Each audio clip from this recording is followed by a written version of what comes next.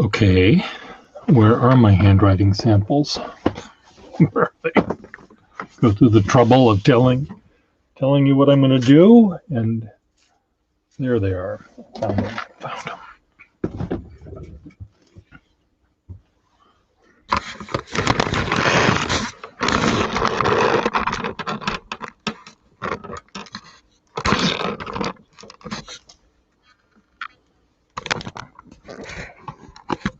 Okay, Shadow, what are we going to do about you? What are we going to do about you? I'll tell you what, we'll put you over here. Now the shadow is on the other side of the street. So this is a guest book that a friend of mine gifted to me. 1907, 1908.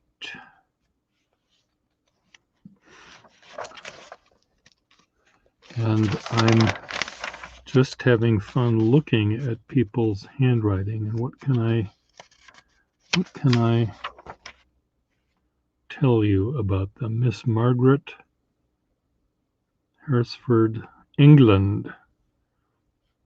Maria, Bertha, USA. Look at this lovely one. Bottom.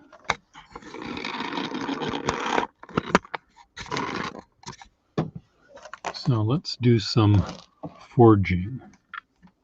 Should we try some forging? Let's try some forging. Let's see how well I can do this here. Give me a pen and another pen. Another pen.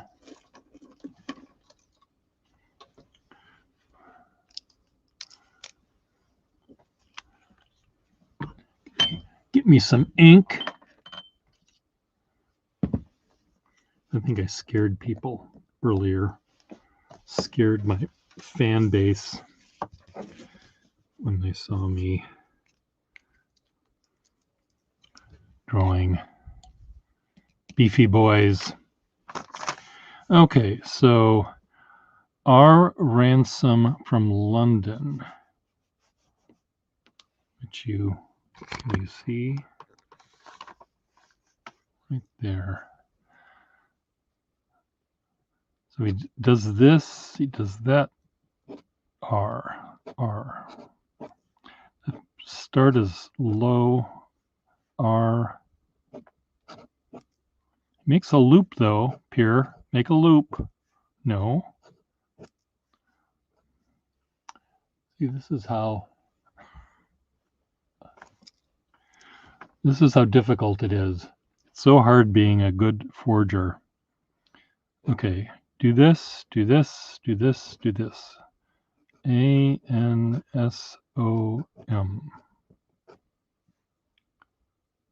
Well, that S is bad.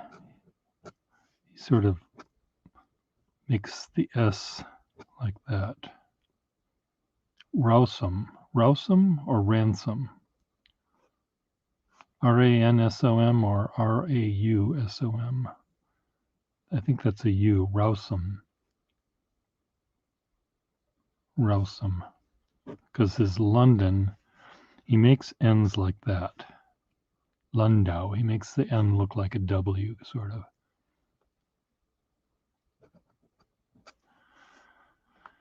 And along with R. Rousum is A.P.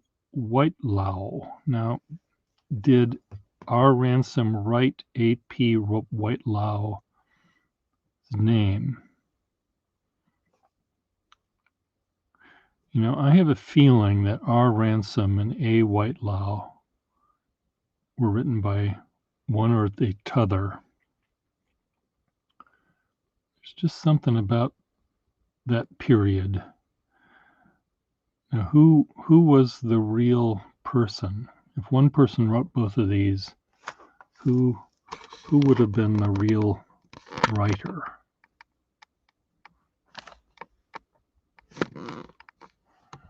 I'm not sure. Look at this one, though. This is kind of fun. Ipswich. They're from Ipswich. This sort of very angular stuff going on.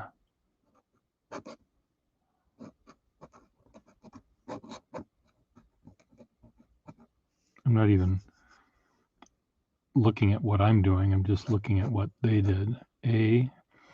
Longhurst. That's a T. So they make a T by going down and then like that.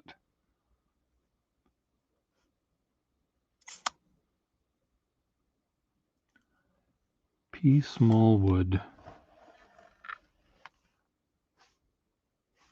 Now here's a Margaret. Margaret must have been a popular name. No, there's a Marguerite. And then there's a Margaret. Margand.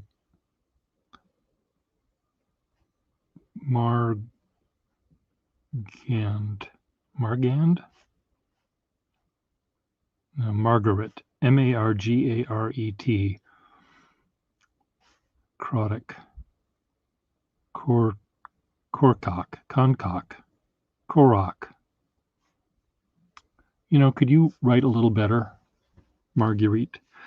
Maria. Amsterdam, Holland. So Amsterdam. Bertha. Bertha has this backhand going on for her. She might be lefty.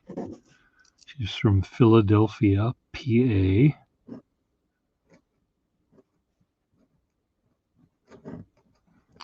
I like her hand. Oh, look at this. Whatever this is. Femi from Egypt, Cairo. I think it's Femi, the family, something or other. Blanc, and daughter, London. Miss Mary Murray and daughter. We don't get the daughter doesn't get a name.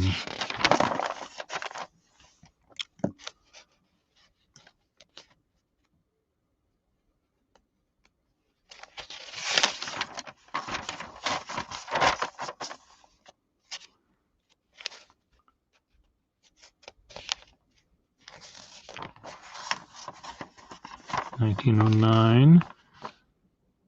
Now look at this. This is just perfect right here. The Mrs. Nelson Clark.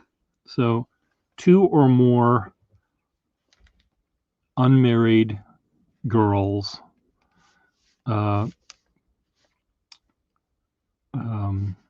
visited, and they're from Inglaterra, Berkshire, Inglaterra. So they're 1910, the Mrs. Nelson Clark. So at least 2 of them.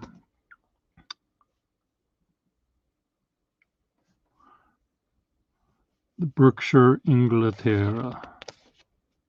Wisconsin, Madison, Wisconsin.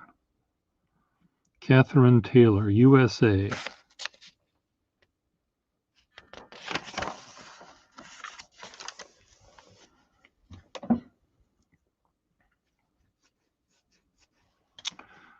Margaret. Margaret. There's a lot of Margarets in here. Now it looks like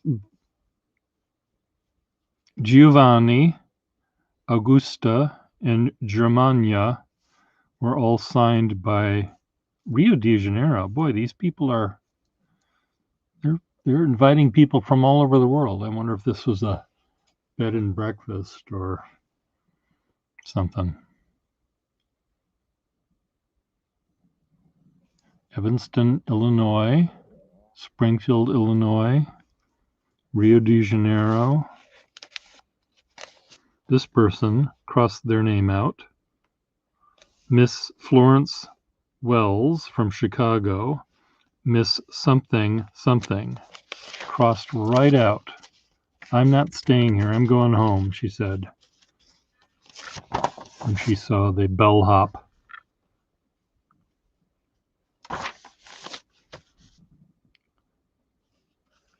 Eyeing her in just the wrong way. Hilda Tellerschön from Berlin. Hilda Feldschön.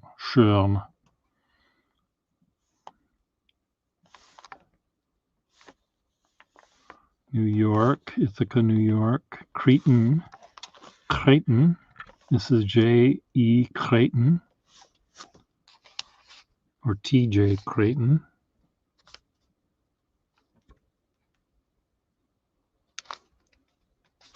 Where the hell is this from?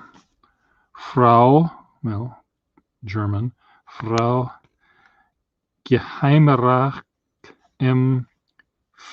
Fix, something or other, from Karls something. Karlsruhe.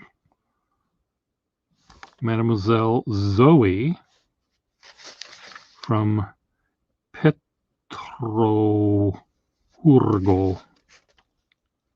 Wherever Petrohurgo is from.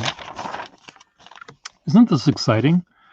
I bet you haven't had as much. I should be doing this with ASMR and just sort of whispering. I wonder who Mary Lothrop from America was. Yeah, I bet you do. Ruth Carmichael. Nah. February, Florence Haley. 20 February, Florence Haley, New York, USA.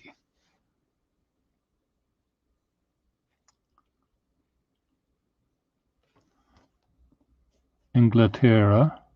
So this must be in Inglaterra. Is Angleterre? Is it Angleterra or Angleterre? Is this, are we writing in Italian or in French?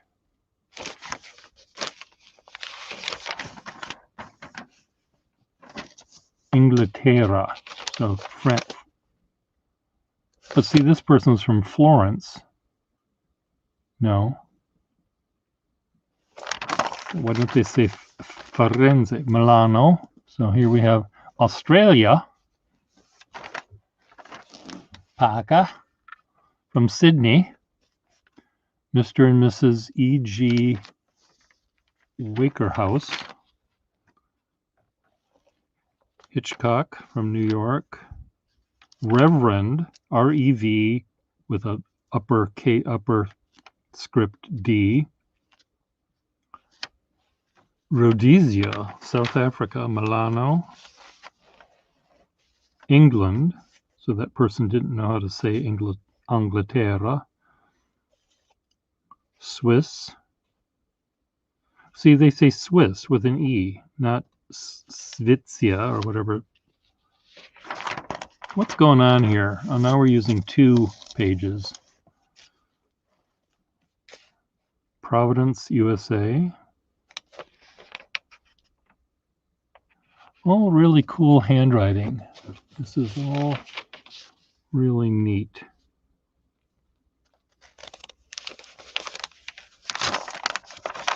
Oh, look, there's very vertical handwriting with very light vertical script.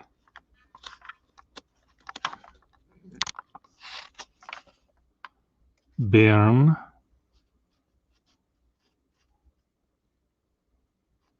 Lausanne, I think.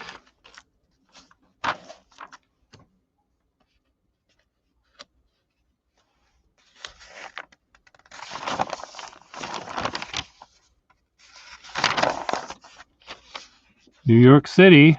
Look at the way they made that N. N-E-W, York City.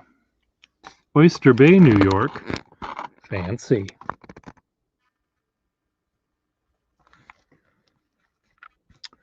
Margaret, another Margaret. I think another Margaret here. God, there's lots of Margarets. Must have been very popular. Trudy Berschinger from Svizzera.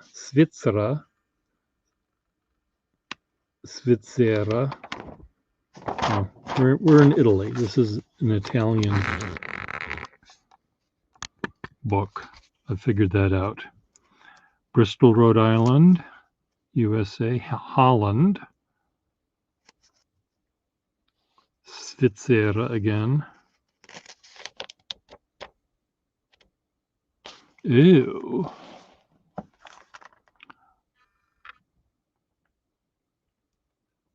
Alfred Preston Gardner. No. Something. Preston Gardner.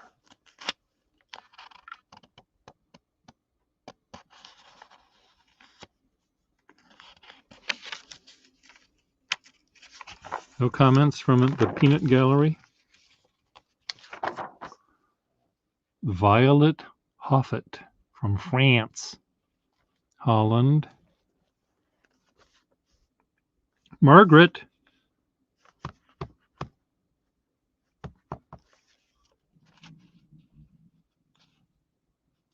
Dr. Paul Miller from Svizzera. Muller. Well, it looks like it's that could be an umlaut, I guess. Dr. and Mrs. something or other, Brooklyn. France. Oh, this is a nice, look at that M. That's a really cool M. So this person makes an M. See, this is what I like about looking at people's handwriting. You know, it's not calligraphy. I'm not going to write it in it. But this M is up, down, over, and up. So that's how they make an M. Mr. and Mrs.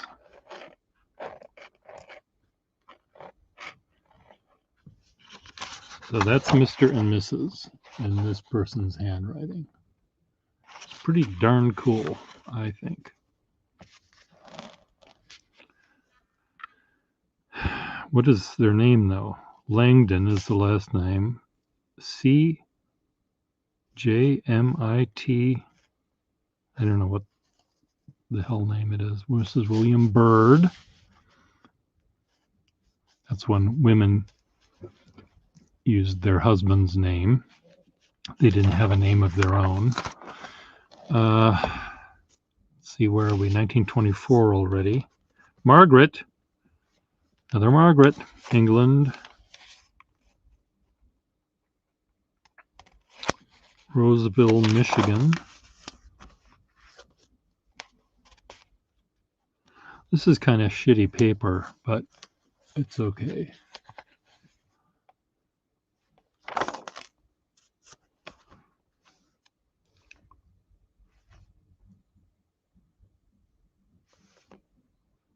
I'm trying to find interesting.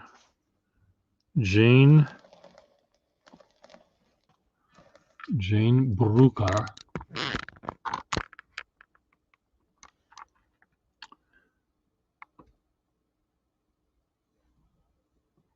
Is she from Missouri? USA, I think Missouri. Lidalia. Is there a Lidalia? Melbourne, Australia. Where are you? Paca, Philadelphia. I love the sound of this paper.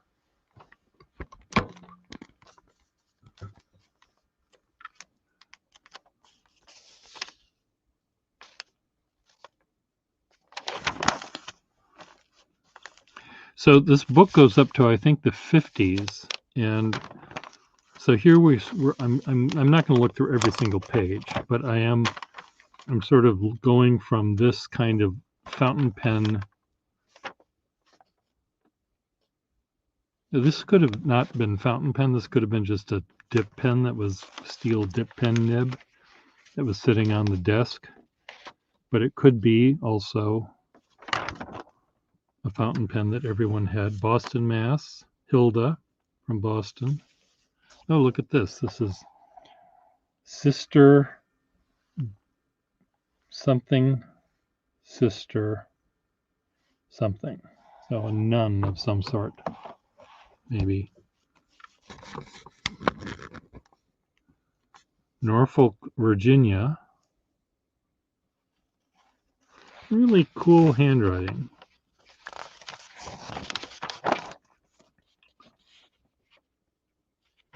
(1937). We're already in the 30s.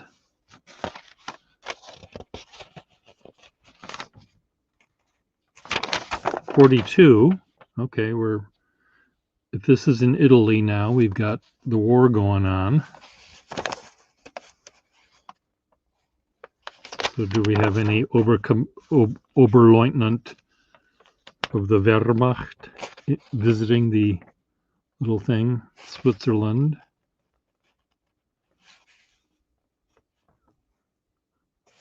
Wies Schweiz.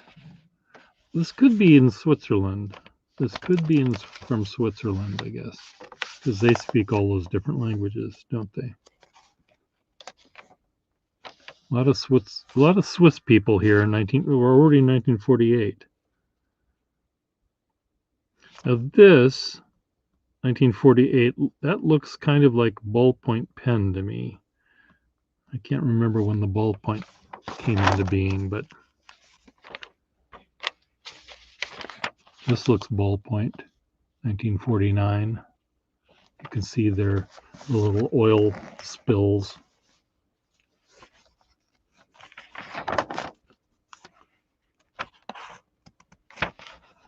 (1949). 51.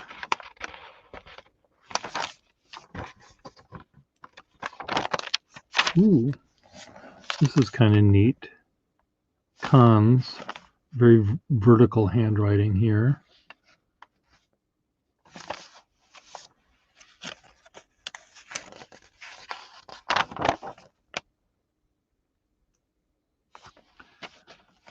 Have we noticed any difference in the handwriting? It all seems kind of smaller. Not quite so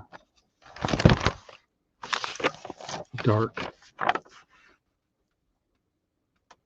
1954. Tanti grazie per tutte di something something, moi in presta bella città. So they live in a pretty city.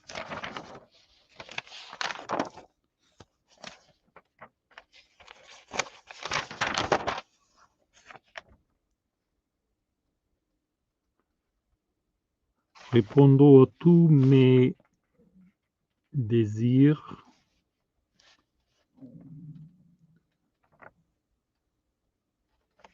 Now you should be able to read this, Bartholomew, with all of your language stuff. Here's the sort of slinky approach to lettering, the little what.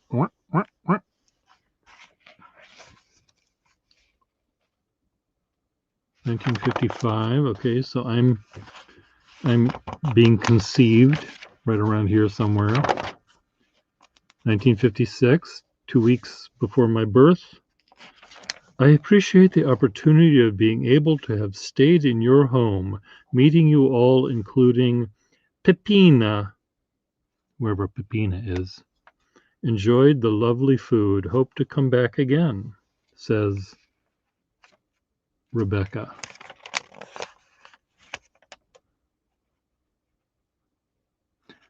Though short, the stay has been a delightful one. Until I return, May Florence remain, Florenza, may Florence remain as beautiful as it has been in the past 3 days. So this is in Florence. We have now figured that out.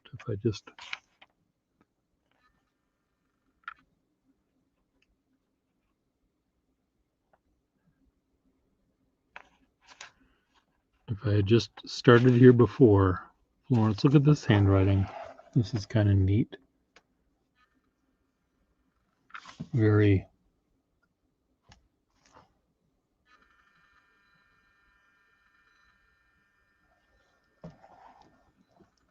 Hey, Nomad.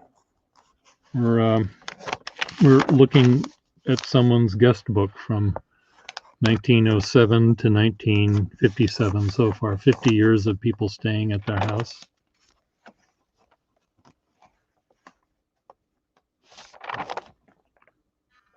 Avec regrets, with regrets, I leave this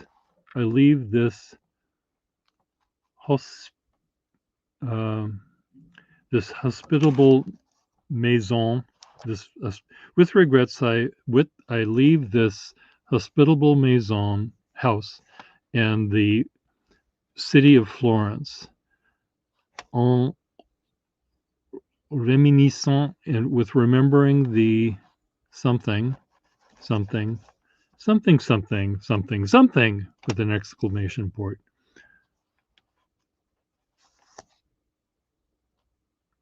Something excellent, something.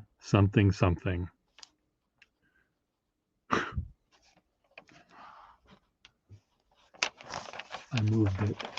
You can't read it?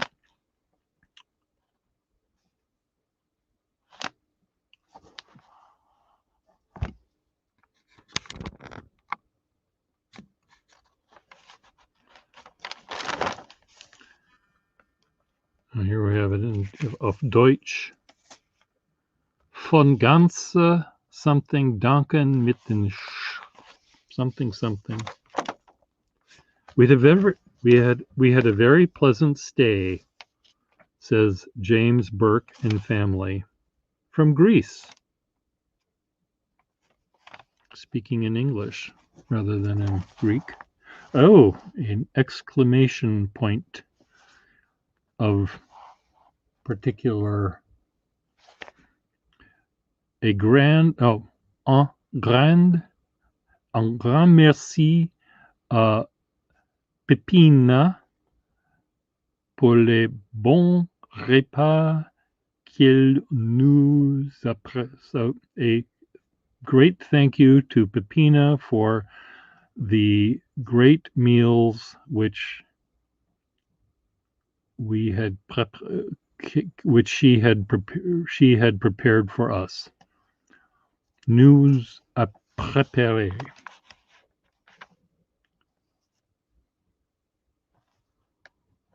With my whole heart, von ganzem Herzen.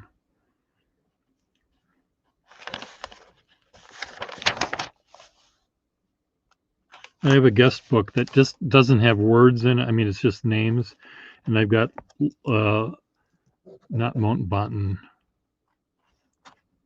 the Bradley, General Montgomery, who, what was his first name? Something Montgomery of Alamein. And it was his Lord something of Alamein. Anyway, he's written in it, and the only other person that is famous is Claudio Rao stayed at this house. Je parle français seulement un petit peu. A very happy visit to Florence.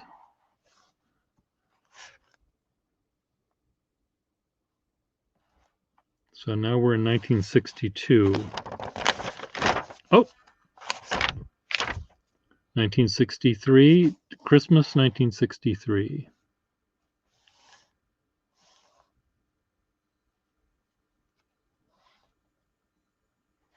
and we're done. The last person was May 21st of 1963.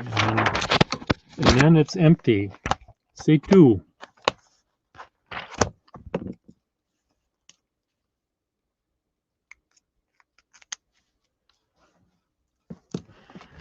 So, Sept livres, guest book.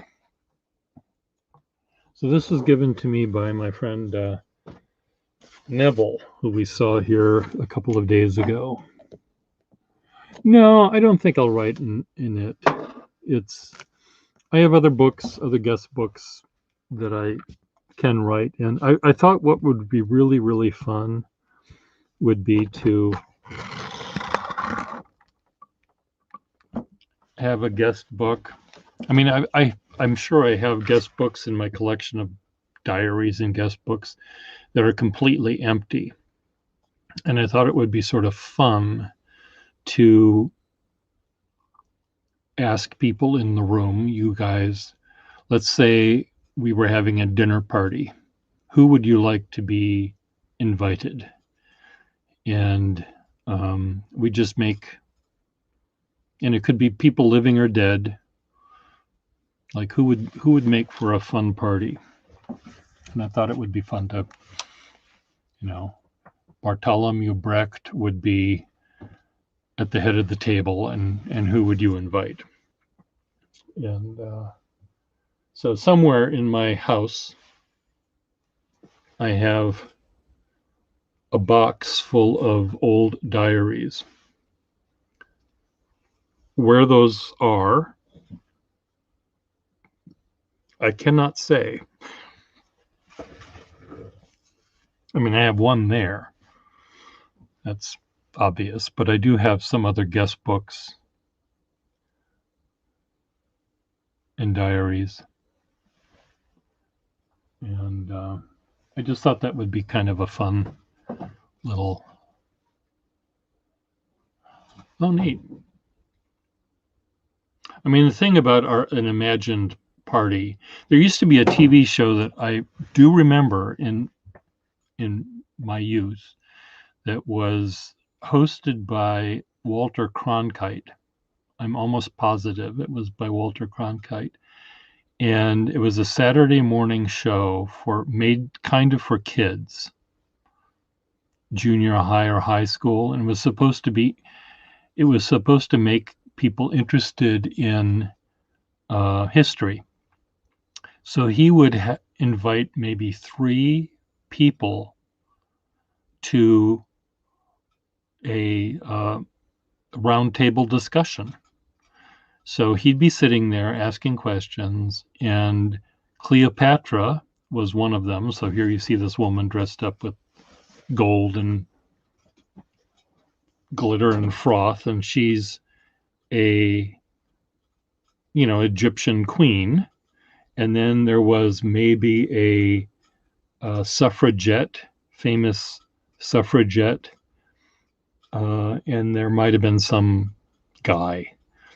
And the conversation had to do with women's lib, and the Cleopatra was going to have none of that.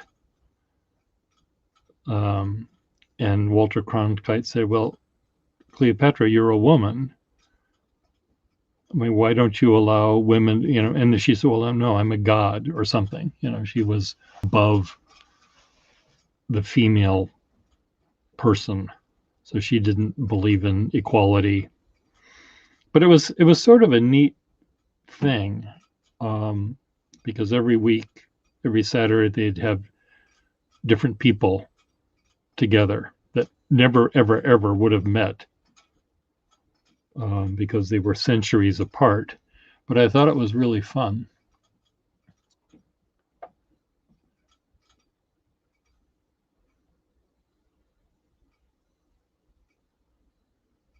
But I think, the idea of, let's say, if Schiavello wanted to have a dinner party, I'd open up the page to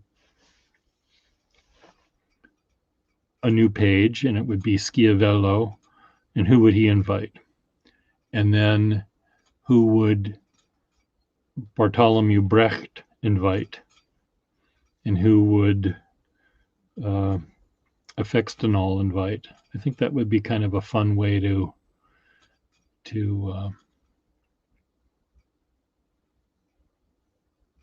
use our little imaginations.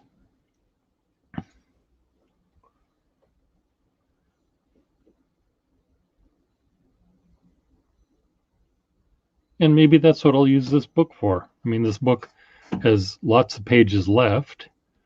It's not a valuable diary by Anne Frank or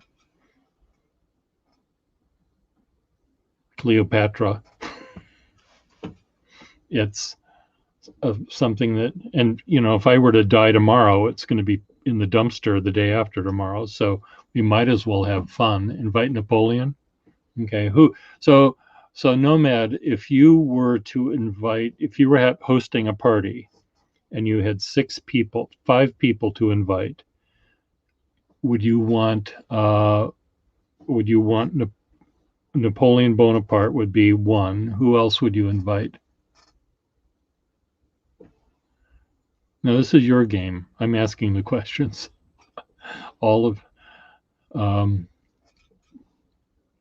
So back to Nomad. What, in addition to Napoleon, who would you invite? And they don't have to be contemporaries of Napoleon, of course.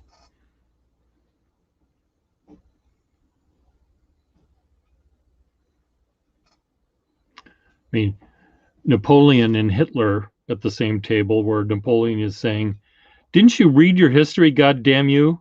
You can't attack Russia in the wintertime. Didn't I make that clear?"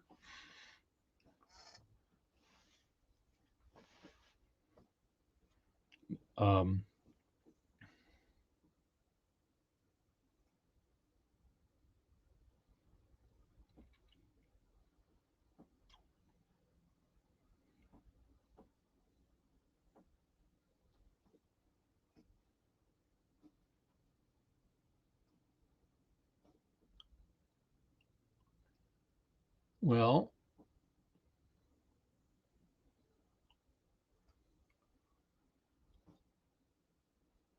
I think I'd really love to have a dinner party. I think that would be fun, would be Richard Feynman. He'd be at one end of the table.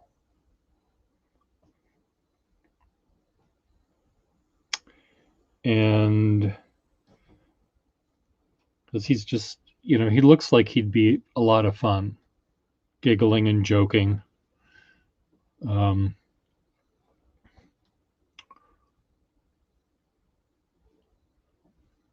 we have a scientist.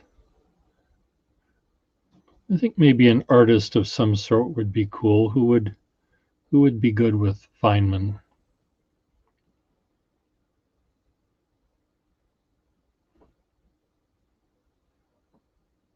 Well, this is it's a fun. Maybe this is something that we have to think about before we put it down on paper.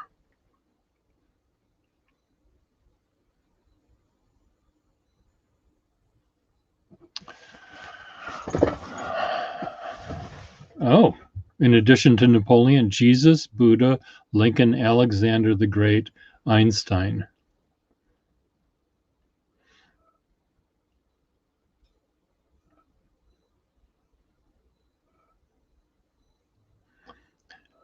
I wonder how well they would talk with each other or over each other or interrupt each other. Maybe you'd have to have some sort of little party game first. Tell the funniest joke you know. Let's start with Jesus. Einstein probably knows some jokes. Good jokes. Anyway, that's something we can do maybe with this book. We've got lots of blank pages. Should we just start? Let's just start. Let's just start right now. So Nomad, I don't need to know your first name, but we're just going to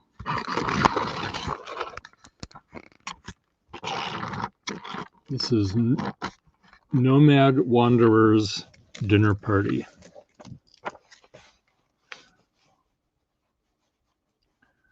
Dinner party with Nomad Wanderer. So we've got Nomad, play Twister.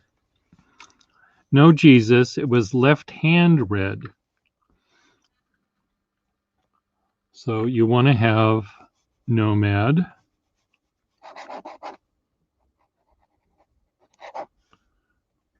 We want to have Jesus. We want to have Buddha.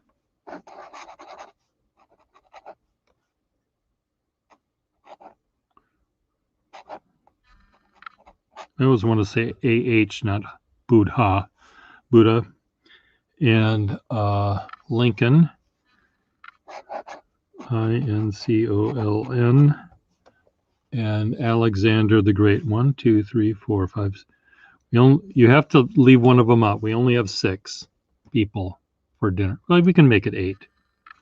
1, 2, 3, 4. Alexander the Great. Alexander Great. And Einstein. And you also wanted Napoleon, right? 1, 2, 3, 4, 5, 6. 1, 2, 3, 4, 5, 6. Who am I forgetting? Napoleon the First. So 1, 2, 3, 4, 5, 6, 7. One more person. Hello, darling. Nomad. Thomas Kincaid. Oh dear. Painter of Light. So we're designing dinner parties, ideal dinner parties. So Nomad wants, of anyone at a dinner party, he wants to have dinner with Jesus, Buddha, Lincoln, Alexander the Great, Einstein, Napoleon the First, and one more person, Nomad. Should we just pick someone off the street to break, sort of throw it around? Okay, we'll do a different dinner party with Joshua. We may have another one here though. So let's get a different pen. This is a very sharp red pen. So this is Joshua Schroeder. Schroeder.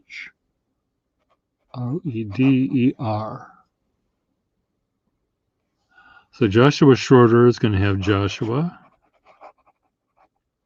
And Edgar Allan Poe, E.A. Poe. Richard Bach.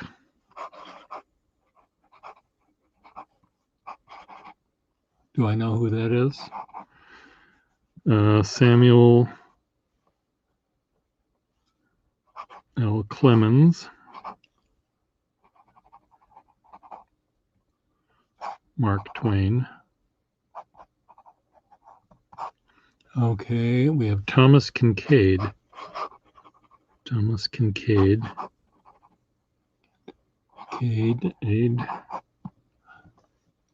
George Washington. George Washington.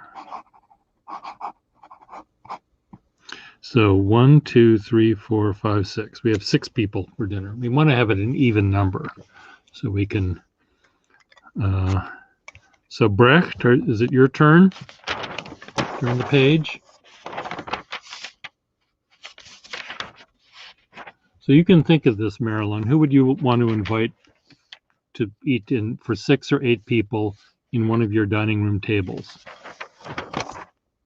I was looking through this book, which is a guest book from Florence, and all the different kinds of handwriting over the 1907 to 1956. So there's lots of pages. So I figured let's use them up.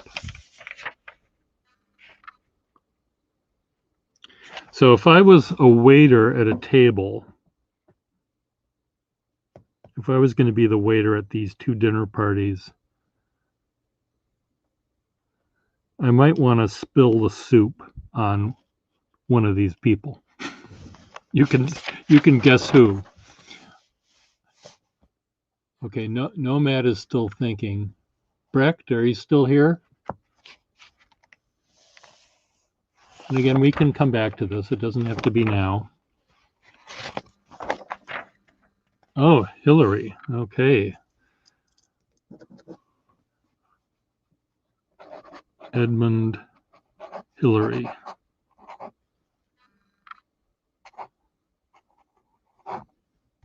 Sir Edmund Hillary. Good. So he can say, I climbed a mountain. Oh, I decided I was still in Joshua Schroeder land and gave it a backward slant there.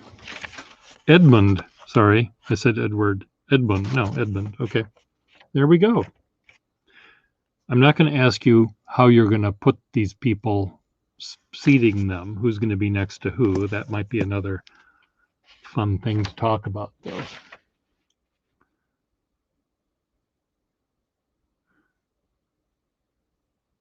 I wonder if Poe and Mark Twain would get along together.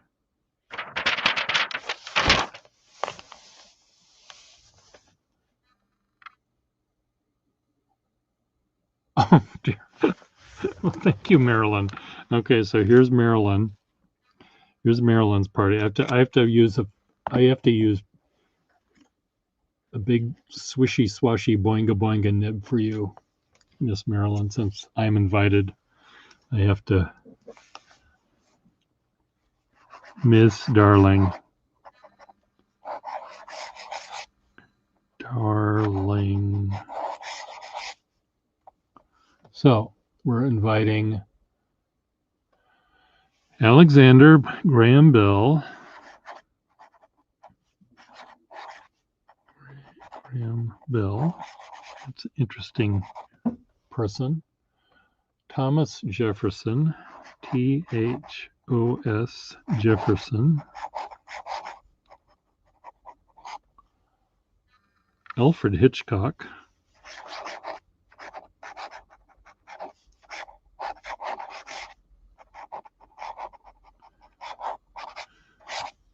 I think you might want to put him at one end of the table because he'll squish people on either side of him. Alfred Hitchcock. Marilyn Monroe.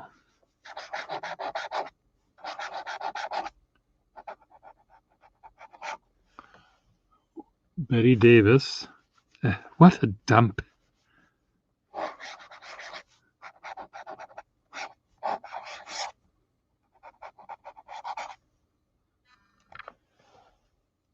And Pierre Gustafson. That guy, you're going to have to watch out. He'll steal the silverware.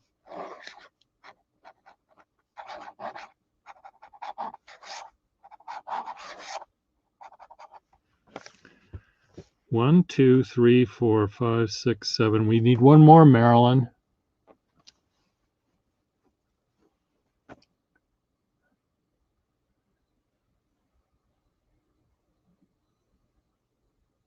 Did I get all of yours? Granville, Jefferson, Hitchcock, Monroe, Betty Davis, Pierre Gustafson. 1, 2, 3, 4, 5, 6, 7. One more. Joshua. Okay, Joshua.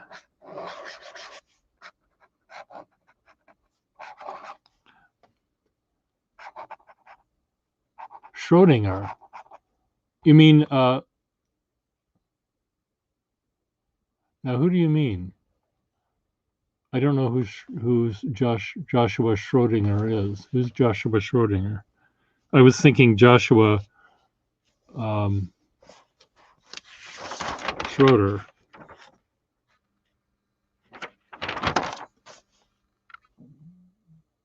Do you mean Schroeder or Schrodinger? Schrodinger's cat. Oh, cat. Okay. The one that's alive and dead, both at the same time? Or he'll just be in his box. Okay. So now we've got Bartholomew Brecht. Okay, now I have to use a very fine nib for Bartholomew because that's what he likes. Zoom in.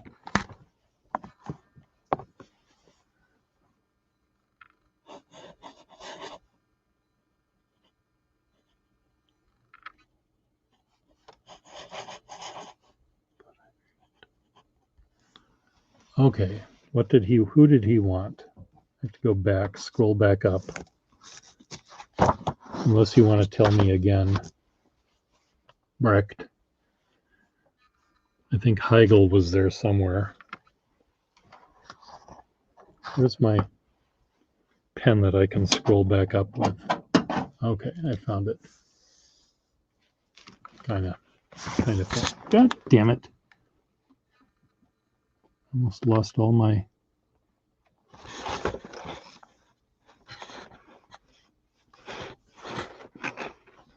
I think it's easier for you to retype it than it is for me to figure out how to make this fucking thing work. Because I got all this shit on my desk here. Can you just retype it?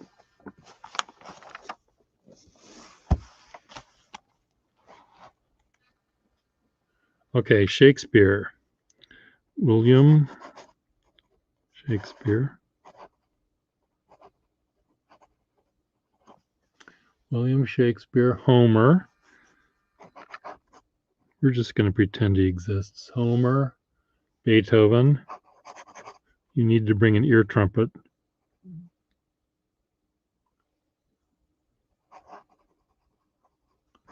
El Greco.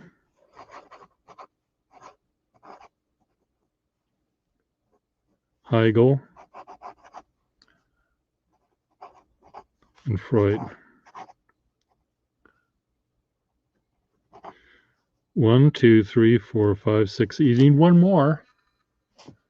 People. We need 8 at a table. We have to. We can't have 7 at a table. So, one more.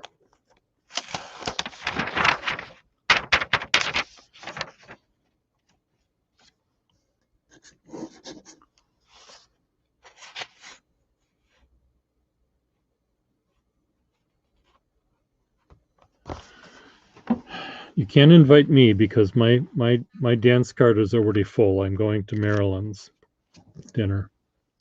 So you could invite Effects and all. Seems to me that you and he are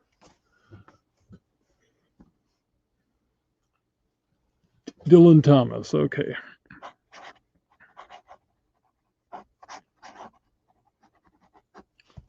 Dylan Thomas, one good drunk. Okay. Well, good. I think this is a fun game. Look at how many more pages I have left. So we can play this again. We may change the rules. The next one might be inviting people to an orgy. What do you think about that?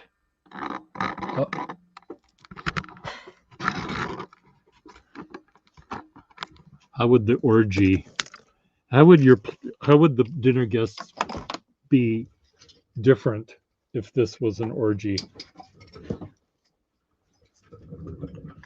I think Marilyn Monroe could still be on the list, but I don't know about Einstein.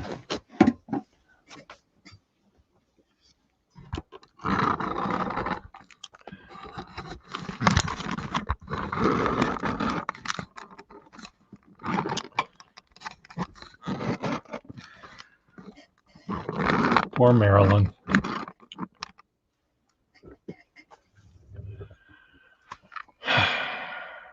And you can, I mean, Betty Davis, for example, she doesn't have to show up in her Baby Jane era. You could have her show up, in the Razor's Edge era or somewhere in between.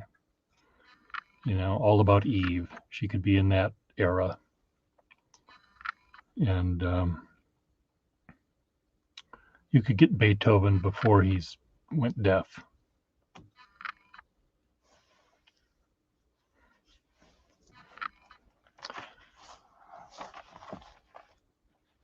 Well, this was fun. I enjoyed this. My stomach, I don't know if you heard. Look, I'm falling over. But my stomach was making all sorts of racket. Here, if I start this way, maybe I'll end up vertical at some point.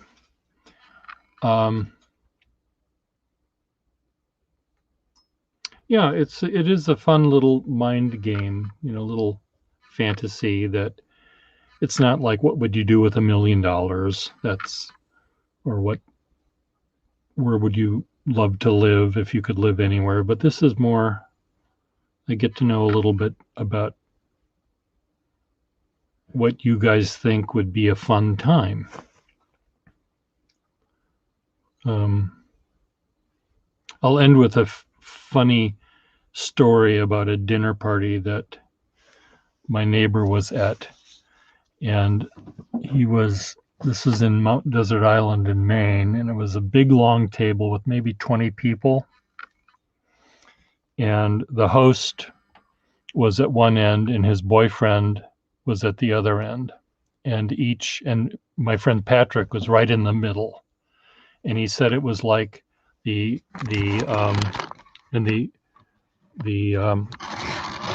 this case, the host and the boyfriend. The host was an artist by the name of Richard Estes. And Richard Estes is a photorealist, very famous. Well, when I was in college, he was famous. He's still probably famous now, but there was this long table. So Richard Estes is here, and his boyfriend, Jose, is here.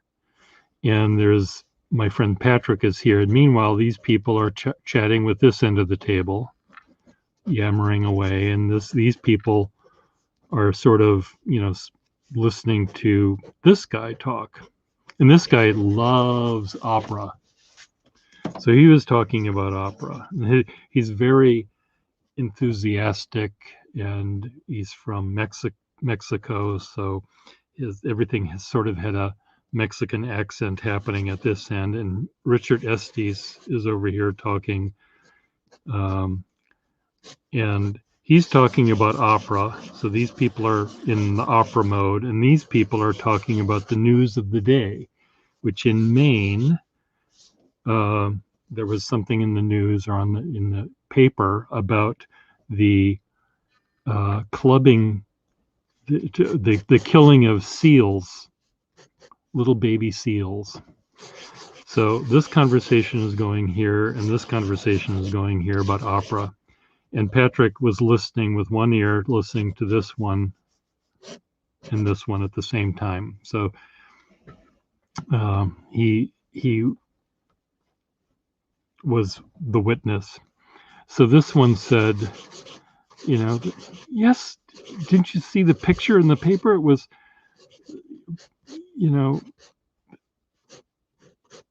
baby seals are dead, are dead.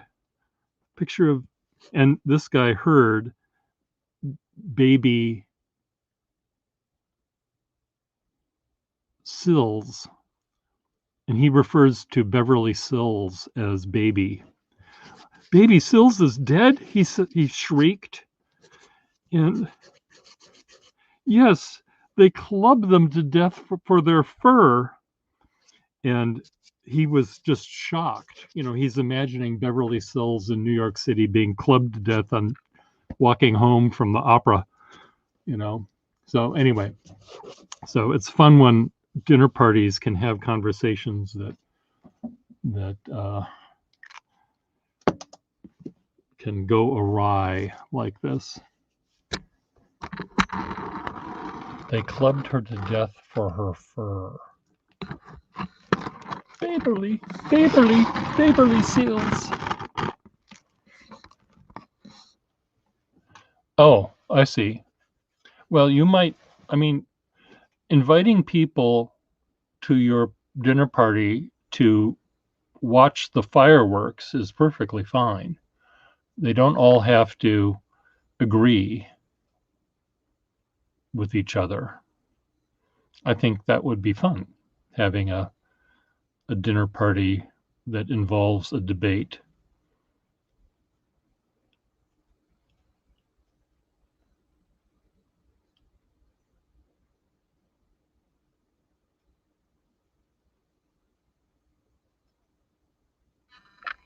The camera is right in front of your comments, so I'm trying to see what you're saying. Anyway, back to eating. And I will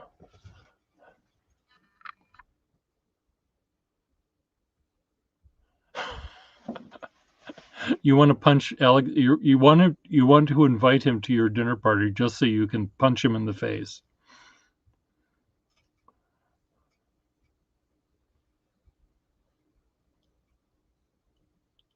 Maybe you did it because his name was Bell. If his name was Alexander Graham Chime, there would have been a different sound.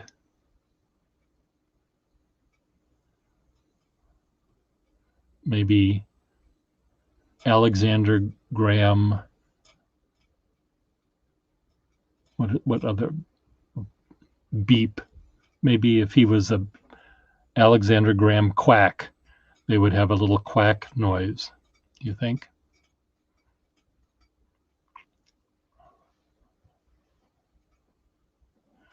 I see. So would you punch him in the face?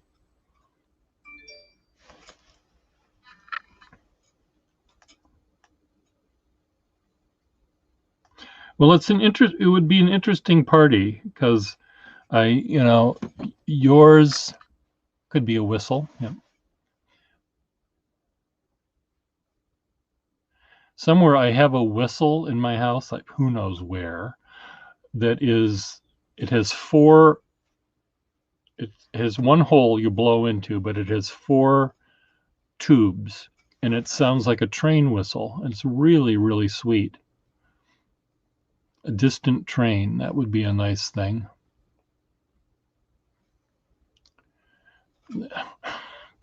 Well, so far, there's a bunch of people with bloody noses at your table, Marilyn. You have one of those? Yeah. So anyway, I think I might remember where it is. It's on my leather jacket, but I may be there or it may not be there. And I want to save my leather jackets when Parker is here because I know he's very unhappy about the fact that I have a leather jacket. So I have to torment him with it.